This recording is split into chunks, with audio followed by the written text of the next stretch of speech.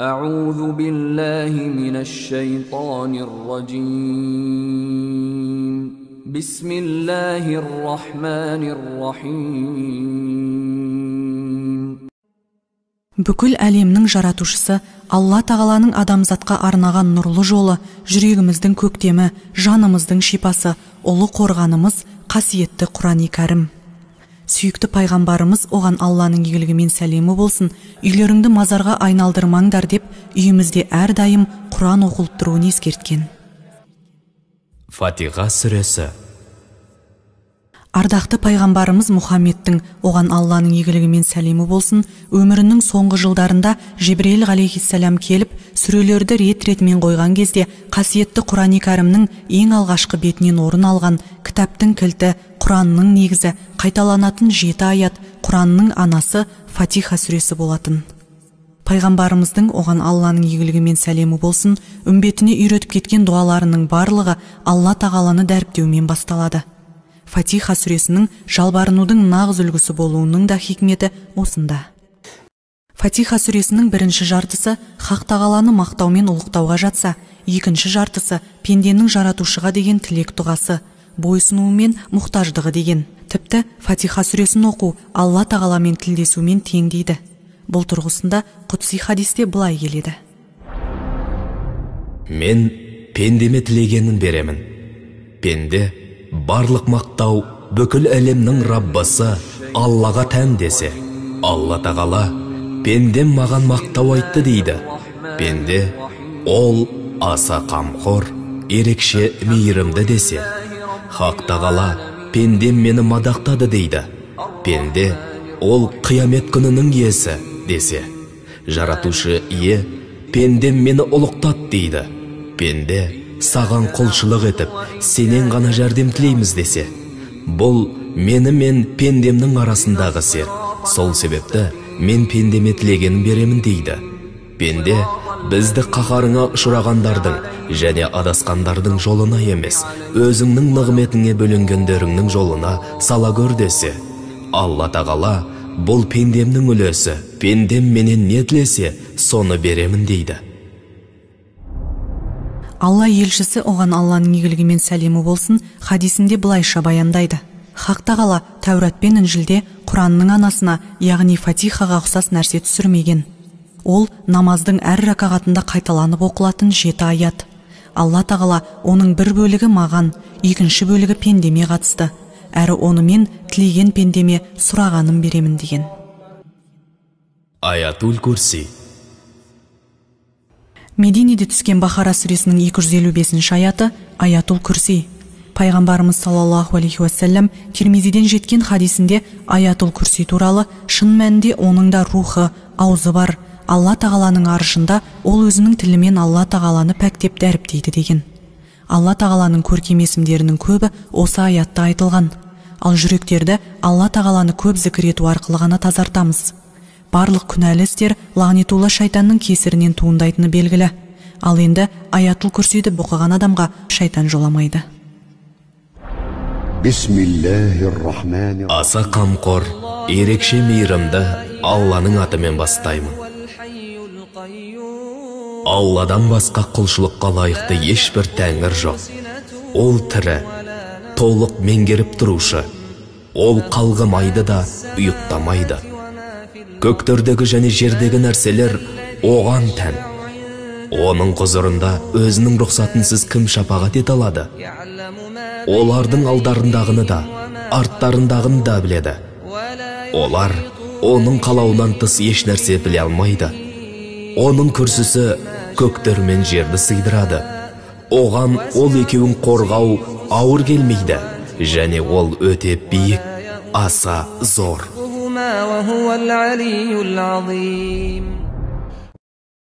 Пайғамбарымыз оған Алланың игілігімен сәлемі болсын хадисі. Бақара сүресі оқылған үйге шайтан жоламайды. Шын мәнінде Аятул Курсиді оқыған адамға барлық жамандықтың жуымайтынын ақтеді. Абу Хурайра пайғамбарымызға саллаллаху алейхи уассалям болған жағдайдың бәрін жеткізеді. Сонда пайғамбарымыз оған Алланың игілігімен сәлемі болсын, шайтан қанша жалғаншы болса да, бұл жолы рас айтқан екен дейді. Ықлас сүресі. Меккеде түскен 4 аяттан тұратын Ихлас сүресінің хикметі өзге қауымдардың Аллаға серік қосып, отқа, пұтқа табынулары, ең сорақысы Аллаға бала телуінің қателік екендігін меңзейді. Алла тағала қасиетті Құран-ы Кәрімде олар Аллаға бала телеген сәтте көктер шатынап, тау қопарылып кете жаздайды дейді. Ал Ихлас сүресінде Алла тағала олар телеген кемшіліктерден пәк екендігін ескертеді. Аса қамқор, ерекше мейірімді Алланың атымен бастаймын. Айт, ол Алла біреу ақ. Алла мұңсыз, ол тумағанда, туылмаған. Әрі оған ешкім тең емес. Алла тағаланың қасиетті кітабы Құран-ы Кәрім 3 маңызды тақырыптың төңірегін қамтиды. Біріншісі таухид, яғни Алла тағаланың бар екендігін және бір екендігін айтады. Екіншісі адам өзін, сонымен бірге өз нәпсісін тәрбиелеу тұрғысында. Ал үшіншісінде мәдениет, өркениет құру, адамның кемелдікке жету мәселесі қамтылады. Ал енді қалайша осы 4 аяттан тұратын Ихлас сүресі Құранның 3/1 бөлігін қамтиды деген сұрақ туындауы мүмкін. Оның хикметі мынада. Осы бір кішкене ғана сүре адамның зор бақыты жәннатқа кіруіне себепкер болып отыр. Алайда Алла тағала жүректерімізге қарайтыны себепті біздің әрбір амалымыз тек сыртқы көзқараспен ғана өлшенбейді.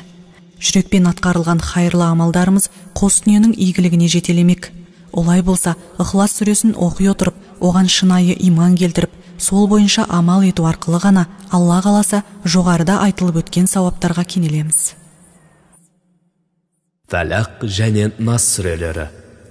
Бір күні пайғамбарымыз Мұхаммед саллаллаху алейхи уассалам сахаба Анас ибн Маликке Фәлақ пен Нас сүресін бірге оқытады. Және әрбір мұсылман осы 2 сүрені қосып оқуды әдетке айналдыруын ең жақсы амалдың бірі деген. Аса қамқор, ерекше мейірімді Алланың атымен бастаймын. Айт, таңның Раббысына сыйынамын. Жаратқан нәрселердің кесірінен, қараңғылық басқан сәтте түннің кесірінен, түйіншіктерге дем салушылардың кесірінен, күншілдердің кесірінен, ол күн деген сәтте сыйынамын. Бақсы, балгерліктің күнәлісі екендігі белгілі.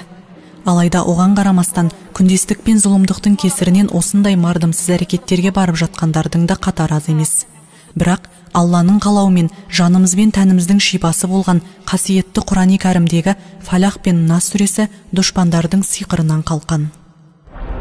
Бисмиллахир-рахманир-рахим. Аса қамқор, ерекше мейірімді Алланың атымен бастаймын. Айт, адамдардың Раббысына, адамдардың иесіне, адамдардың тәңіріне, сыбырлап азғырушылардың кесірінен, сондай адамдардың көкейлеріне салатын мейлі жыннан, мейлі адамдардан болсын, бүкіл азғырушылардың кесірінен Аллаға сыйынамын.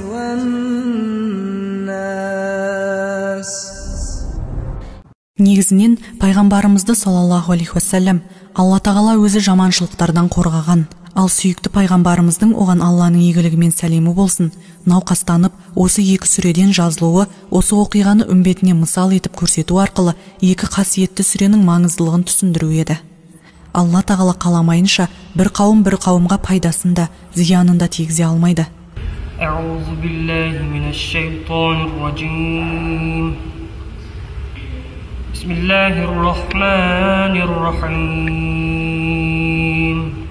Жанымызға шипа болған құдіреті күшті Алла тағаланың сөзі, құлдарына тапсырған аманаты, қасиетті Құран-ы Кәрімді хақ тағалаға шынайы иман келтіріп оқығанда ғана жанымызға қорған қылады. Өйткені тіпті бір жапырақтың өзі жерге үзіліп түсер болса, ол да жерлер мен көктердің иесі Алла тағаланың ғана қалауымен.